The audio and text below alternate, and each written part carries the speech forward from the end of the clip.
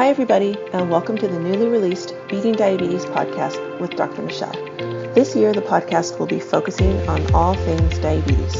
And as your host, I'll be recording solo episodes, which will cover some of the most common questions I'm asked as a physician, such as, what can I eat as a diabetic? How can I lose the extra weight that I've put on recently?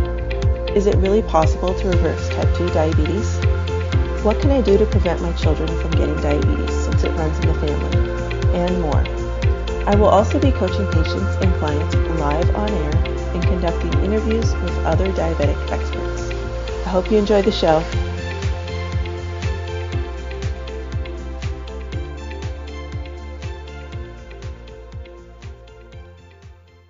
So first thing I wanted to ask you is if you could share with the listeners your story regarding your parents' diabetes, like how it affects you as their daughter, how it makes you feel, and any worries or concerns that you have for them or for yourself or for your children. Okay. First, initially, it was super, super scary. I found out in high school when my dad had an episode and we got called at school that he had passed out. And we went into the ER, not really knowing much about diabetes. I knew my grandpa was diabetic, but I mean, I guess because we were so young, they never really shared what it was or what it meant. Seeing my dad go into a diabetic coma was just scary for me, and it made me want to find out more, and it made me want to see how I can help. What can I do to change it? And then for myself to not go through it, because I never wanted my kids to see that in me. For me, the scariest part was all the surgeries that my dad had to go through, losing toes, losing parts of his foot, the amputations, the diabetic ulcers. I mean, and then also hearing that, with the diabetes, he was at more of a risk for strokes and heart attacks and all kinds of other medical issues. It was scary having my children have to see their grandpa that way. And, I'm not one to sugarcoat things or try to hide things, so we were pretty honest about what was going on with them, with both of my parents at the time. Luckily, my mom's, able to have controlled her numbers with diet, and, her diabetes wasn't as severe as my father's was.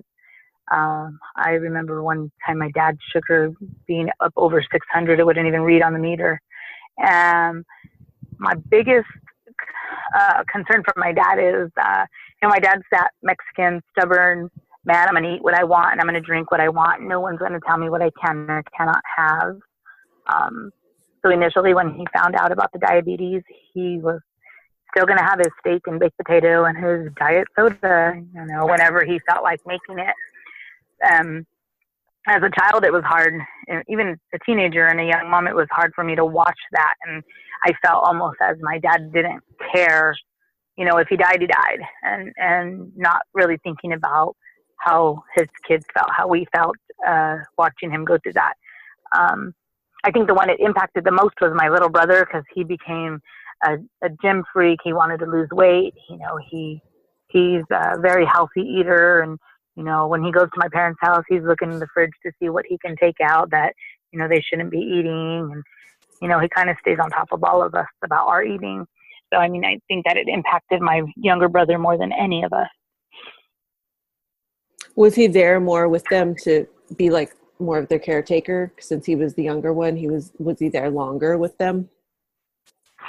No, not really. I think he was just, we always joke that, he's always been the favorite and he's, the only boy. If anybody's been there more, it's been my sister, who has lived with them continuously. She's the only one who has never moved out. But no, I don't think it's that he was there more. Maybe it was just because that was his dad suffering. And, as a little boy, that's who you look up to the most. Mm-hmm. And what would your parents do when he would come in the refrigerator and take things out that they're not supposed to have? Would they just go and buy it again, or would they kind of listen to him for a while? At first it was kind of an argument, kind of like, don't throw away my stuff, or, I can have my ice cream, or, they would, be kind of upset. And I think now it's just kind of become a habit where they don't really buy as much bad stuff, they've gotten a little bit better on, my dad will snack on like trail mix or, like bubble gum versus, a big plate of something. Was it hard having both of your parents with the diagnosis of diabetes at the same time? It was very hard. Actually, just the other day, I was looking through some old Facebook posts, and my dad was scheduled to have surgery. No, I'm sorry. My mom was scheduled to have surgery one day, and my dad was admitted into the ER the night before, and they were both going to go into surgery at the same time on the same day.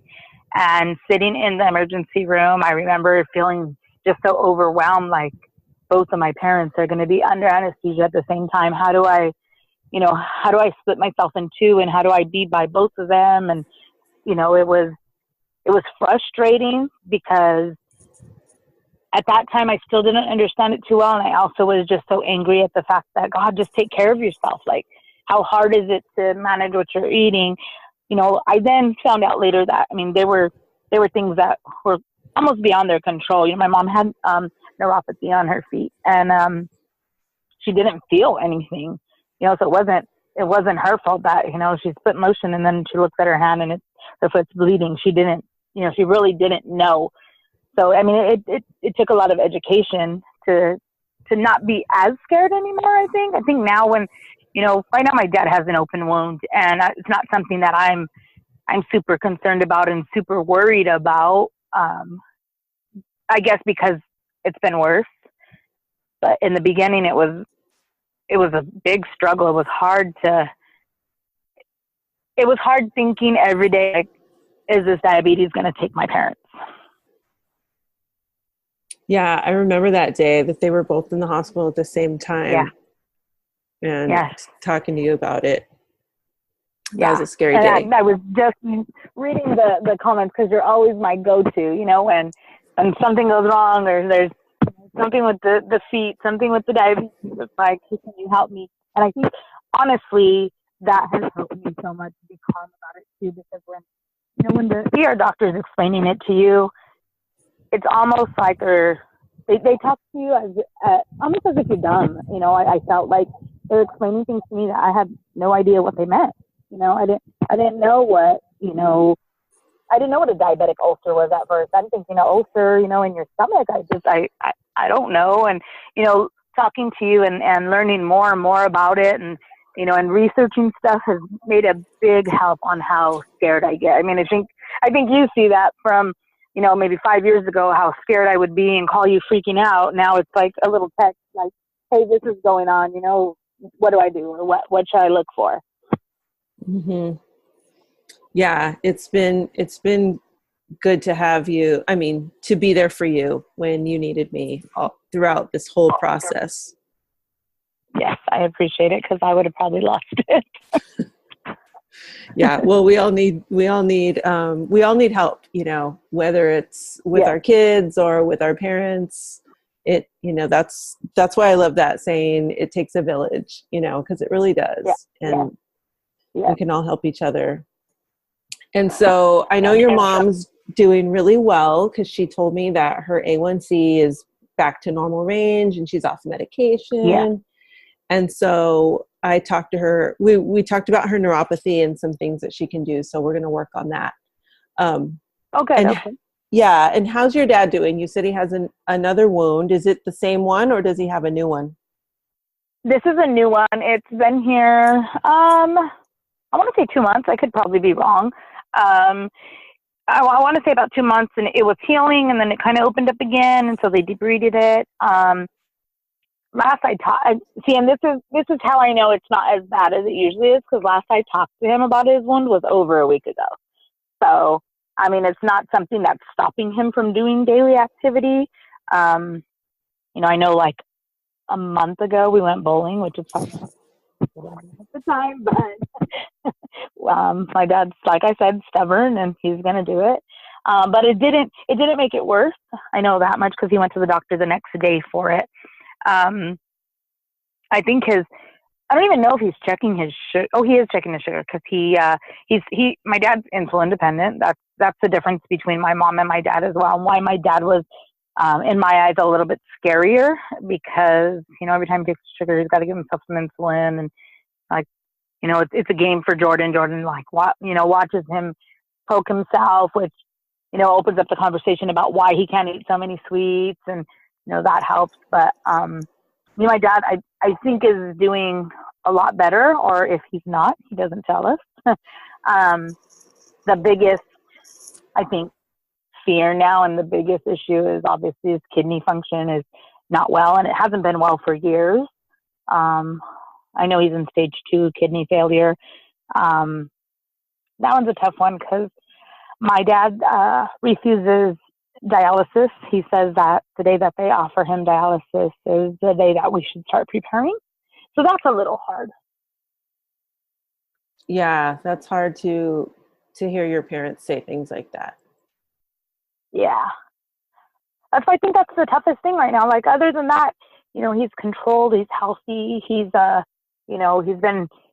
been doing family nights and family dinners, and, the holidays were spent, here at my house, and, we were all together, and nobody, he wasn't sick. And so that was nice.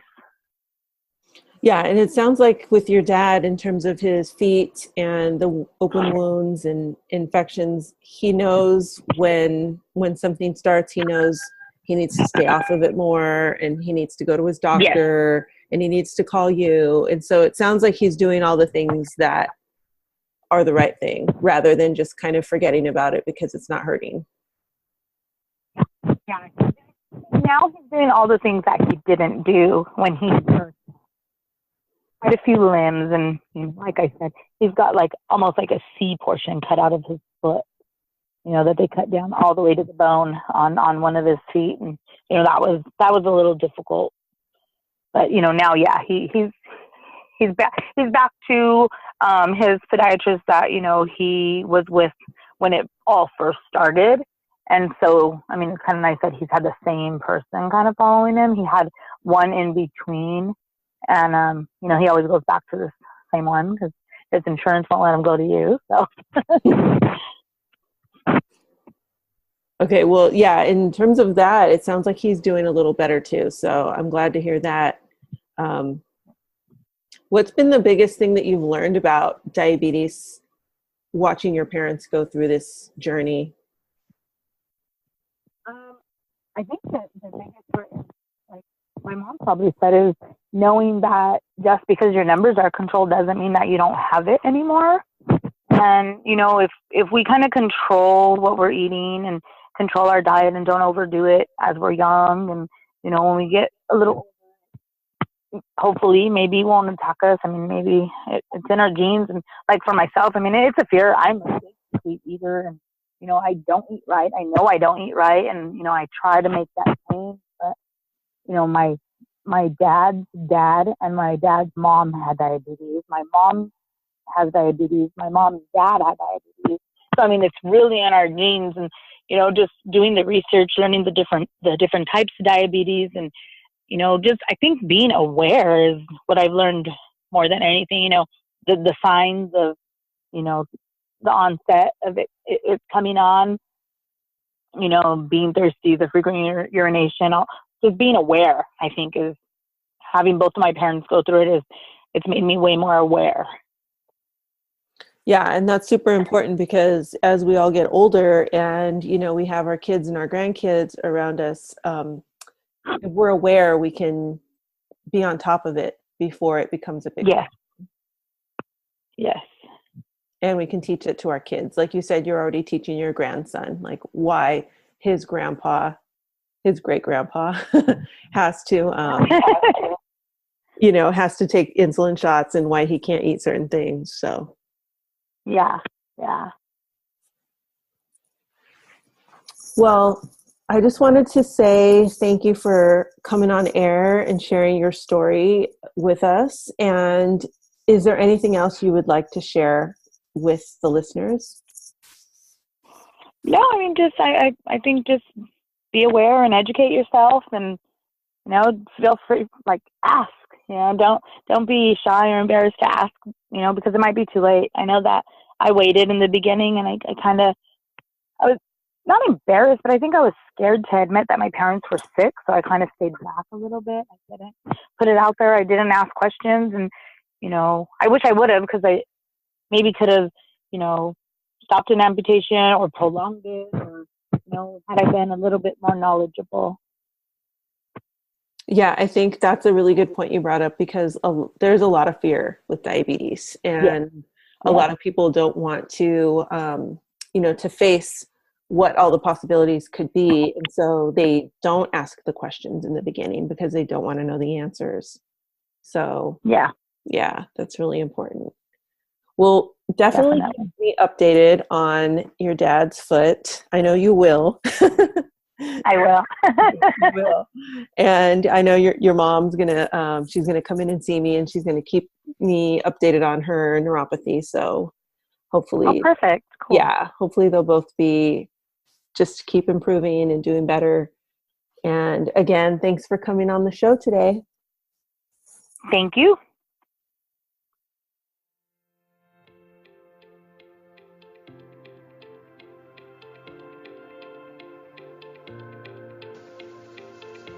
Today's show was brought to you by my coaching program, Beating Diabetes, the 10-Week Roadmap.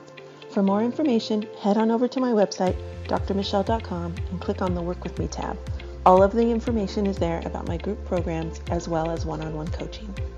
If you have questions about diabetes that you would like me to answer on air, you can email them to me. Just go to my website, drmichele.com/contact, to email your questions.